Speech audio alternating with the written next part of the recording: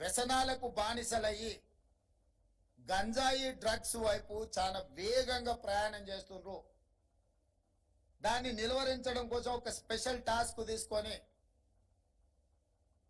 Telangana anti narcotics బ్యూరోని establish చేసి కంప్లీట్గా ఒక వ్యవస్థను ఏర్పాటు చేసి డ్రగ్స్ని మొత్తము నిరోధించడానికి నిర్మూలించడానికి ప్రయత్నం చేసి నిన్నమన్న చేసిన దాడుల్లో ఆందోళనకరమైన అంశం ఏంటంటే engineering graduate students drugs peddling చేస్తున్నారు. ఇంతకుముందు సమాజంలో నేరగాళ్ళు వేరుండేది, విద్యార్థులు వేరుండేది, నిరుద్యోగ యువకులు వేరుండేది, పారిశ్రామికవేత్తలు వేరుండేది. కానీ మధ్యకాలంలో మీరు కూడా పేపర్లలో చూస్తుండొచ్చు. Every day I get information from my department. ఆ డిపార్ట్మెంట్లో నేరగాళ్లకు సంబంధించిన వివరాలు నేను చూస్తున్నాను. ఈ మధ్య గంజాయి సేవించే వాళ్ళు కాదు, గంజాయి అమ్మే దాంట్లో కూడా engineering graduates are degree students ఉన్నారు అని అంటే ఇది తెలంగాణకు ప్రమాదం పొంచి ఉన్నది. ఇట్లనే పంజాబ్ రాష్ట్రం నిర్లక్ష్యం చేయడం వల్ల ఈరోజు పంజాబ్లో 60% జనాభా ఇట్లాంటి మాదక ద్రవ్యాల బారిన పడి ఆ రాష్ట్రము యువత నిర్వీర్యమయ్యే పరిస్థితి, ఒక అలార్మింగ్ సిచ్యువేషన్ పంజాబ్లో ఈరోజు మన కళ్ళకు కట్టినట్టుగా కనిపిస్తుంది. నేను ఇక్కడికి వచ్చిన విద్యార్థులను అడుగుతున్నా, చాలా వరకు ఇక్కడ ఉన్న వాళ్ళందరూ మధ్య తరగతి గ్రామీణ ప్రాంతాల నుంచి వచ్చిన వాళ్ళే ఉన్నారని నేను అంటున్నా. మన రాష్ట్రాన్ని అట్లా గాలికి వదిలేద్దామా? ఇట్లాంటి వ్యసనాలకు బానిసలు అవుతున్న మన సహచరులు, మన అన్నదమ్ములలో, మన పక్కింటి వాళ్ళని అట్లనే మనం చూస్తూ వదిలేద్దామా? ఈరోజు వీటిని నిరోధించాల్సిన, నిర్మూలించాల్సిన అవసరం లేదా? ఇలాంటి సందర్భంలో సమాజం అప్రమత్తమై ఉండాలి. ప్రభుత్వం ఒక్కటే అందరినీ నియంత్రించలేదు. సంబంధిత సమాచారం ఏదున్నా, ఎంత పెద్దవారున్నా మీకు అందుబాటులో వచ్చిన సమాచారాన్ని శాఖలకు సంబంధించిన అధికారులకు చేరవేస్తే మనం నియంత్రించడానికి ఉపయోగపడుతుంది. కొంతమంది పబ్లిక్ లైఫ్లో ఉన్న వాళ్ళు రోల్ మోడల్గా ఉండాల్సిన అవసరం ఉంది. వాళ్ళు బానిసలు అవ్వడమే కాకుండా అలాంటి వాళ్ళని సమర్థించే మాటలు కూడా కొంతమంది అప్పుడప్పుడు మాట్లాడుతుంటారు. ఇది సమాజానికి మంచిది కాదు.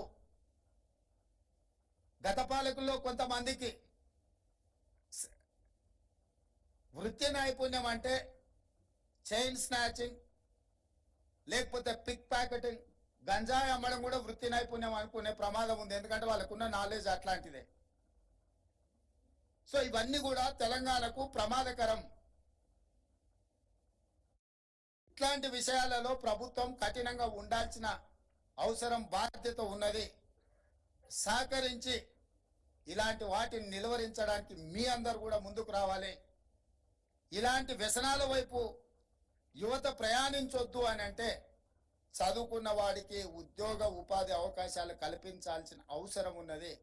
అలాంటి వాతావరణం కల్పించడం కోసమే తెలంగాణ రాష్ట్రంలో 1950లో మొదలుపెట్టిన ఐటీఐలు దాదాపుగా 2016 వరకు 65 ఐటీఐలు తెలంగాణలో ప్రవేశపెట్టారు. ఇంక్లూడింగ్ నాంపల్లి, మాజిద్ హుస్సేన్ గారు, మా ఫిరోజ్ ఖాన్ గారు ఈ ప్రాంతంలో Mallepally ITI is quite popular. ఒకప్పుడు కొన్ని లక్షలాది ఉద్యోగాలు సృష్టించింది. అక్కడ శిక్షణ ఇచ్చే సిలబస్కి, అక్కడ శిక్షణ పొందే వాళ్లకు బయటకు వస్తే వాటికి డిస్కనెక్ట్ అయిపోయింది, కనెక్షన్ తెగిపోయింది. అందుకే నేను ఆలోచన చేసి 65 ఐటీఐలను టాటా సంస్థతో మాట్లాడి వీటిని అప్గ్రేడ్ చేసి వీళ్ళ శిక్షణలో నైపుణ్యాన్ని పెంచి శిక్షణ ఇచ్చే ఇన్స్ట్రక్టర్కి మొదటనే శిక్షణ ఇవ్వడానికి ఒక అసెస్మెంట్ చేస్తే 2400 కోట్ల రూపాయల డిమాండ్ వచ్చింది. ఎందుకంటే రోబోస్ నుంచి ఇప్పుడున్న లేటెస్ట్ టెక్నాలజీని వాళ్ళకి ట్రైనింగ్ చేయడానికి, ఎక్విప్మెంట్ను కానీ ఎస్టాబ్లిష్మెంట్ చేయడానికి 2400 కోట్లు అవసరమైతే 2100 కోట్ల రూపాయలు టాటా ఇన్స్టిట్యూషన్ తెలంగాణ రాష్ట్ర ప్రభుత్వంతో కలిసి పనిచేయడానికి 84% టాటా ఇన్స్టిట్యూట్ ముందుకు వచ్చింది. Just 300 crores Telangana state government contribute చేసి ఈరోజు తెలంగాణ రాష్ట్రంలో పాత ఉన్న 65 కాకుండా ఇంకొక 10 మొత్తం కలిపి 75 ఐటీఐలను ఈరోజు ఏటీసీగా, అడ్వాన్స్ టెక్నాలజీ సెంటర్స్గా అక్కడ శిక్షణ పొందిన ప్రతి వాడికి ఉద్యోగ భద్రత కల్పించే విధంగా దాన్ని అప్గ్రేడ్ చేయడానికి నాంపల్లిలోనే మొదటి పైలట్ ప్రాజెక్ట్ కింద తీసుకున్నాం.